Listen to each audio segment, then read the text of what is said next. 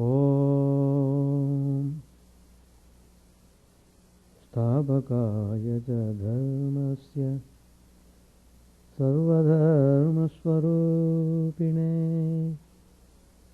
Stabhakaya ca dharmasya sarvadharmasvarupine Avatar Varishtaya Ramakrishna Yate Nama Asato ma satgamaya Tamaso ma jyotirgamaya Mrityor ma mritangamaya Om Shanti Shanti Shanti. Let us offer our salutations to Sri Ramakrishna, the embodiment of all religions, the Supreme God incarnate. Let us pray to Him to lead us from the unreal to the real, to lead us from the darkness of ignorance to the light of knowledge, to lead us from death to immortality.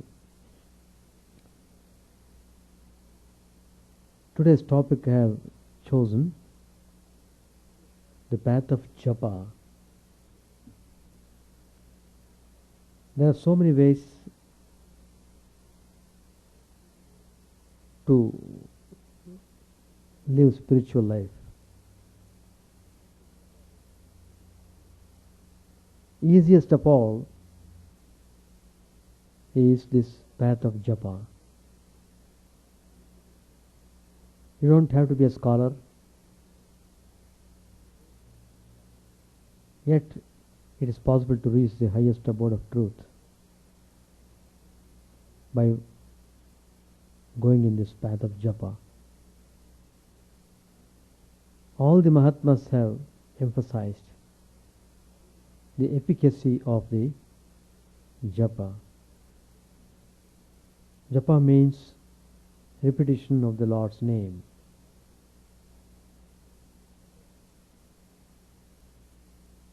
So, a person who wants to enter into spiritual field is guided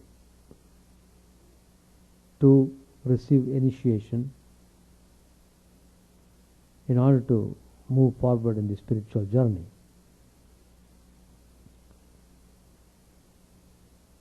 Then one has to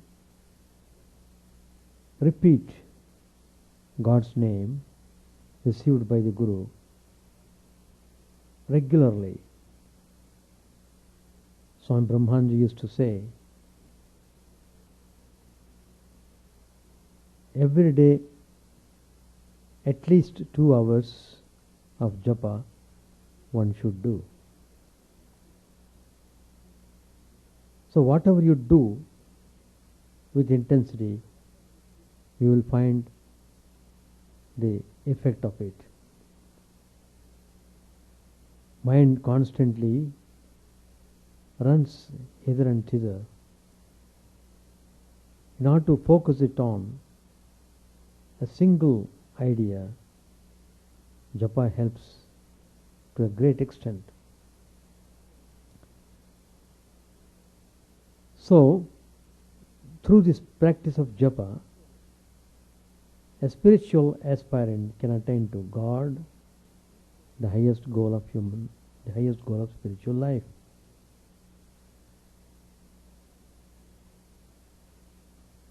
Narada says in the Bhagavatam, by any method whatsoever, one should focus the mind on God. Unless you focus the mind on the divine, you will not be able to enter into realm of spirituality.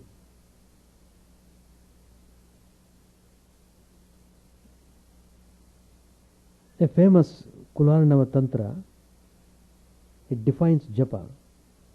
Janmantra sahasreshu krita papa pranashanat paradeva prakashaccha japa ityabhiyate. Japa is so called because it absolves one from the effects of all wrong done in one's numerous past lives, and also because japa reveals to one the Paradevata or the Paramatman. So, our spiritual masters used to say, japa has got double effect. One is, it purifies the channel. Mind is a channel blocked by impurities. So, these impurities are to be cleared off if you have to go towards the abode of spirituality. So, the japa clears the pathway and also takes you close to divine. Japa has also been defined as the silent repetition of mantra. Mantrasya sulagu uchcharo japaha. Once Swami Chidananda was asked, Maharaj, what does japa actually mean? He said, it means that one should utter his name and at the same time meditate on his form, think of him and love him. So you are using all your faculties when you are doing japa. That means you are engaging the mind in thinking of God so that mind is not allowed to distract in any other manner. Patanjali Yoga Sutra says, Tat japaha tadartha bhavanam.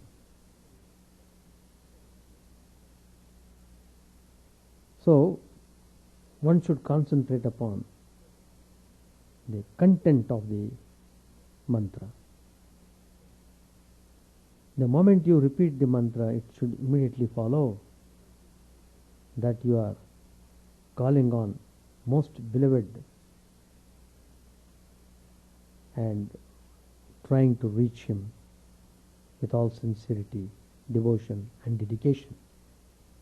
Though we individually have particular aspect of God as our chosen deity, yet we should not have any bigoted view. Hanuman, the great devotee of Sri Ramchandra, he remarked, Srinathe Janaki Nathe Abheda Paramatmani Tathapi Mama Sarvasvaha Ramaha Kamalalochanaha.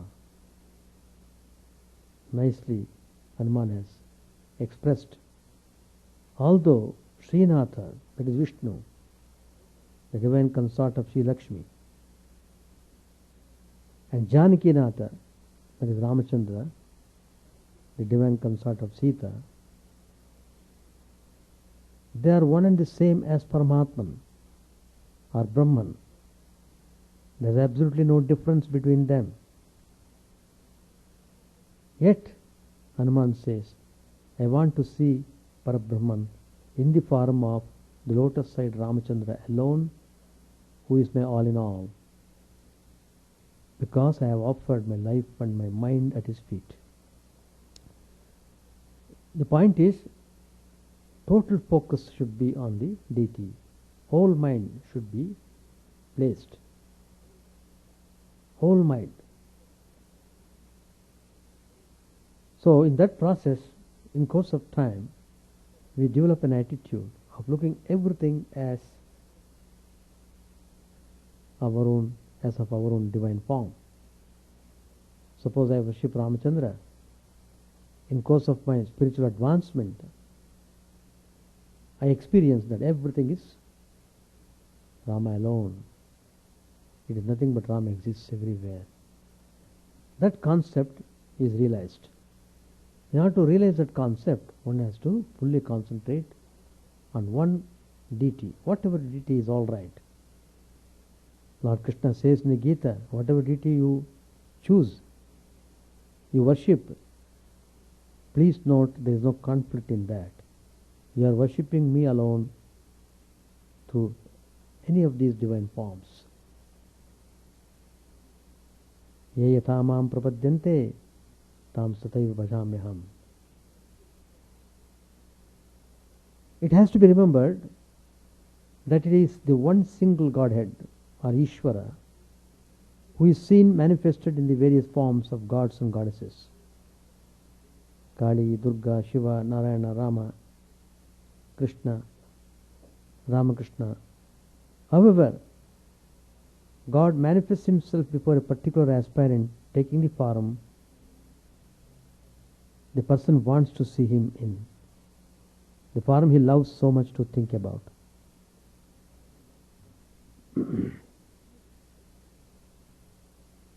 When we read the life stories of the seekers of God, we come to know about the various mystic experiences and visions of God in so many different forms.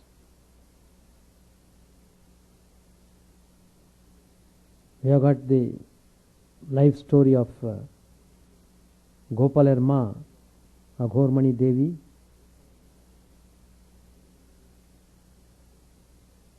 She came to be known as Gopalar Ma, that is Gopala's mother. The unique divine play of Gopala with Gopalar Ma and her vision of Gopala, her Ishta Devata, in the person of Sri Ramakrishna, fascinated even the rational mind of Narendra Nath.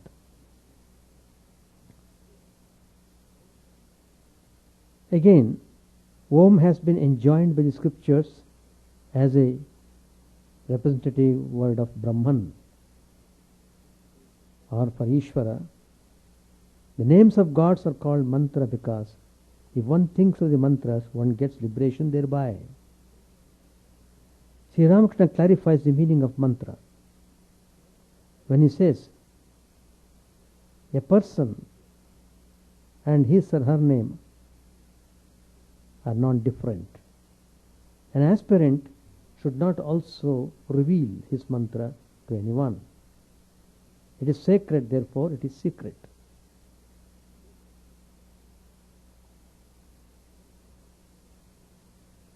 There is an Upanishad called Yoga Shiksha Upanishad. It defines mantra. Since reflection and saving power are connected with the holy formula, and also because it forms the abode of Brahman and is helpful in realizing God, it is called mantra. Every spiritual aspirant pursuing the path of dualism knows well that it is mandatory for him to keep the count of the mantra. This could be done by counting one's fingers or by using a rosary, following the instructions of one's guru. Hari Bhakti Vilasa, one of the Bhakti scriptures, says, none should recite the mantra without keeping count.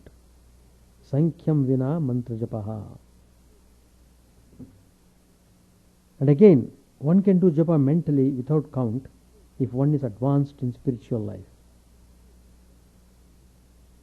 This will come automatically without any effort on the part of the aspirant.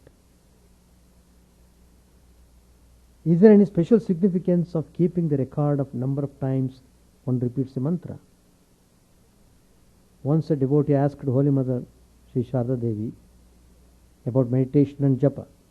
In reply, Mother said, repeating the name of God a fixed number of times, telling the rosary or counting on fingers is calculated to direct the mind to God. The natural tendency of the mind is to run this way and that way. Through these means it is attracted to God. While repeating the name of God, if one sees his form and becomes absorbed in him, one's japa stops. Mind is given to wandering of its own wish for a long period of time. Now, withdrawing one's mind all on a sudden from all its objects of interest and engaging it in meditation of God would be well nigh impossible. Therefore, the processes like counting one's rosary are to be practiced in order to restrain the wandering mind Otherwise, one would hardly be able to keep track of one's mind. Counting the number of recitation, however, is to be done following specified methods. Usually, 1 unit of recitation consists in repeating the mantra 108 times. A question may be asked, does the number bear any spiritual significance? Well, the number may not directly refer to anything spiritual, but it does symbolize some mystic experience. The symbolic significance could be understood with the help of some examples. The sun that rises in the east represents knowledge. Thus we are reminded of sunrise or the rising of the sun of knowledge. Whenever we remember east, we get into this idea. Let us take another example. The needle of a magnetic compass always points to the north.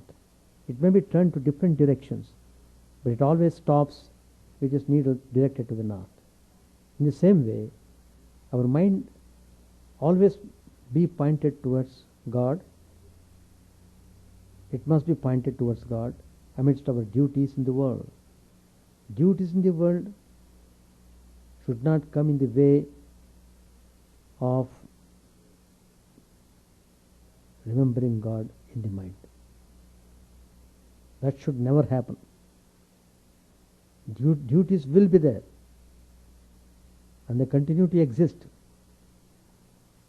But God's name should be repeated all the time. Sarveshu kaleshu ma manusmara. What Krishna says in the Gita. Sarveshu kaleshu, all the time. Sri Ramakrishna would say, a maid servant in the house of a rich man performs all the household duties, but her thoughts are fixed on her own home in her native village. The needle of a compass reminds us of the northern direction. The example of a maid servant points to a God-centered life. Hence, the northern direction is a reminder of a life entirely given to the quest of God. This presumably is the reason why the scriptures instruct us to sit facing east or north for taking the name of the Lord, practicing meditation, doing ritualistic worship, and so on. These directions inspire a sense of sanctity in the minds of the sadhakas.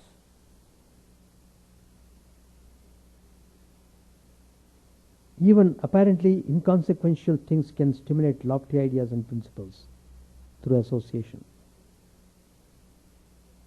The Gospel of Sri Ramakrishna narrates an incident from Sri Chaitanya's life. Once Chaitanya Mahadev was passing through a village. Someone told him that the body of the drum used in the kirtan was made from the earth of that village. At once Chaitanya Mahaprabhu went into ecstasy just by hearing that. Once Sri Ramakrishna paid a visit to Kolkata Zoo. On seeing a lion, Sri Ramakrishna was charged with deep spiritual fervor and went into a trance.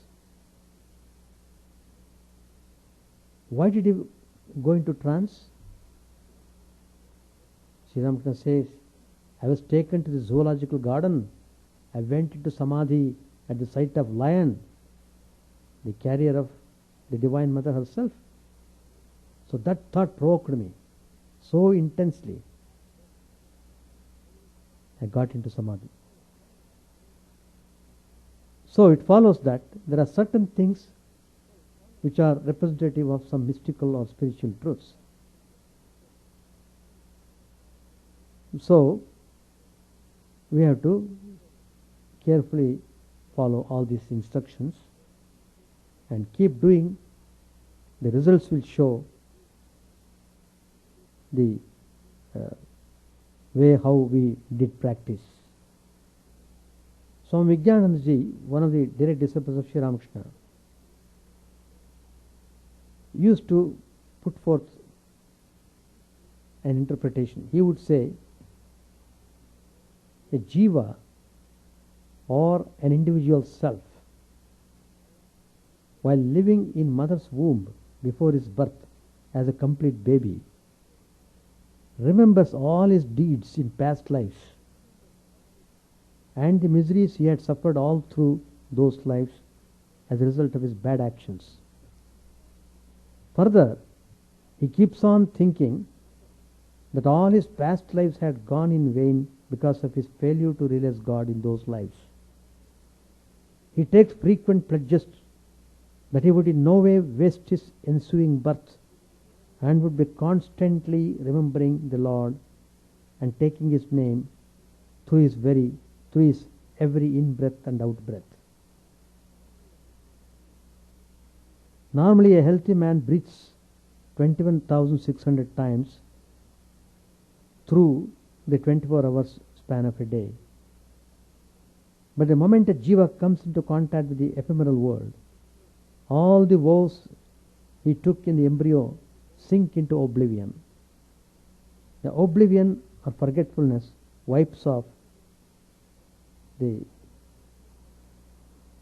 last two zeros, that is 21,600. The last two zeros are wiped off. The figure thus stands 216. Hence a person generally repeats the name of the Lord twice daily, morning and evening. In each sitting he performs japa for 108 times and remains satisfied that he is performing his duty. In the book In Search of the Cradle of Civilization, it is said, the decipherment of the Rigvedic code has shown that, remarkably, the Vedic mathematicians had discovered the astronomical significance of the number 108, which is one half the number of hymn groups, 216, is roughly the average distance between the sun and earth in terms of solar diameters. It is also the average distance between the moon and earth in terms of lunar diameters. These values can be obtained by simple measurements with the naked eye. For example, if a pole of a certain height were to be separated from the observer by a distance that is 108 times this height, its regular size would be exactly equal to that of the sun or the moon. The above discovery also would seem to explain why 108 beads are used in Hindu rosaries. A full round on the rosary represents a symbolic journey from the earth to the sky. About the efficacy of the japa, Manu, the ancient lawgiver of the Hindus, is very clear about the benefits of japa. He says, a spiritual man attains his goal through japa alone, whatever else he may or may not perform. The Holy Mother Sri Sharda Devi, who would do 100,000 japa every day, says, man achieves the highest goal through the practice of japa. Japa leads to success. Yes, japa leads to success. And again, if you don't succeed in meditation, practice japa. Japa leads to perfection. One attains perfection through japa. Japat siddhi, a perfect prescription, as it were, to save a person from the whirlpool of worldliness to the cool shade of the tree on the bank. The practice of japa forms an essential part of the spiritual life of an aspirant. All spiritual leaders down the ages have been encouraging the spiritual aspirants to practice japa as a means to God realization. Lord Krishna again says in the Bhagavad Gita, Yajnanam japa yajñosmi. Among all offerings I am japa. That is repetition of the mantra. Samaveda says, we use no sacrificial stakes, we slay no victims, we worship entirely by repeating the mantras. Shankaracharya says in the Gita that a man who struggles sincerely for the highest end is already as good as a siddha. One gets tired of japa for two reasons.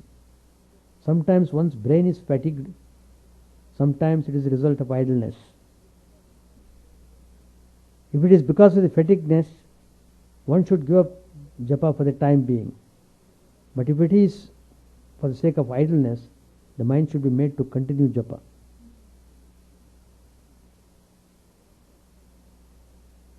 Sri Ramakrishna explains the benefit of japa. When you chant his name with single-minded devotion, you can see God's form and realize him. Suppose there is a piece of timber sunk in water of the Ganges and fastened with a chain to the bank. You proceed link by link holding to the chain, and you dive into the water and follow the chain. Finally, you are able to reach the timber. In the same way, by repeating God's name, you become absorbed in him and finally realize him.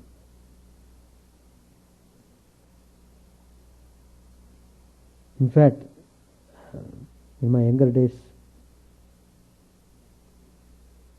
there was a Rama temple very near our home. Almost every day I used to go and make salutations and come. It was very near, just 5 minutes walk, just 5 minutes.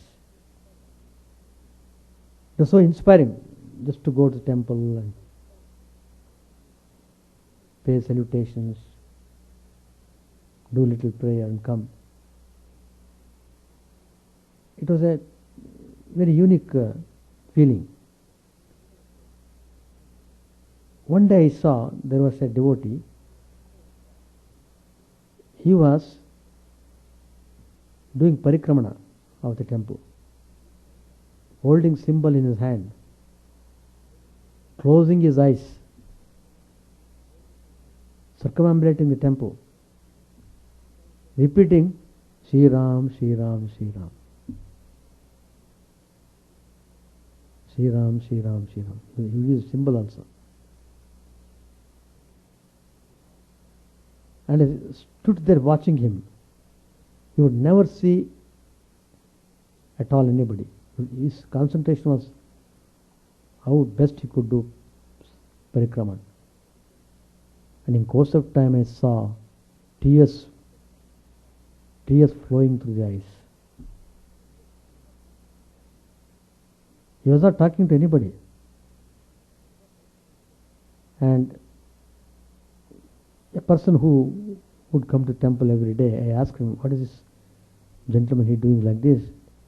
His tears are coming down through the eyes. Oh Swamiji, he is like that. Every day he comes and does like this. How long he does parikrama, we don't know. But he does that. A great devotee of Sri Ramachandra. Great devotee. So the tears are tears of joy. He used to feel tears of joy. So that created a very strong impression in my mind. A spiritual vibration, a spiritual atmosphere as it were, was created. Sri Ramakrishna further said about japa, just as you practice much in order to sing, dance and play on instruments, so also one should practice the art of fixing the mind on God. One should practice regularly such disciplines as worship, japa and meditation. If a person performs worship, japa and other forms of devotion, surrendering the results to God, he may be said to practice karma yoga. Attainment of God alone is the aim of karma yoga. Day and night, a man should practice worship, japa, meditation, and other spiritual exercises. Only then, by virtue of practice, will you be able to think of God in the hour of death. A spiritual aspirant can and will attain to the highest goal, God realization, through the path of japa. Swami Brahmanand Ji said in his Eternal Companion book about japa, he said, make japam, repeat the name of the Lord. Whatever you do, let the name of God flow like a current within you. If anybody has tasted the nectar of God's name Is it possible for him to give up chanting it? The power of the name is such. The effect is realized whether one repeats it with feeling or mechanically. The master used to say, suppose a man is walking on the bank of the Ganges. He can bathe in the river willingly, or he may accidentally fall into it, or somebody may push him in. He will have a bath in the Ganges anyway. The power of the Lord's name is great indeed. Ajamil, who was dying, was thirsty. He called his son Narayan to bring him water. Thus he attained liberation at the moment of death. Narayan is the name of God. It is a Hindu belief that if a man utters the Lord's name at the last moment, he achieves salvation. Swami Vivekananda, another direct disciple of Sri Ramakrishna, said, the supreme duty of man is to remember God always, whether one engages unconsciously repeating his name or not.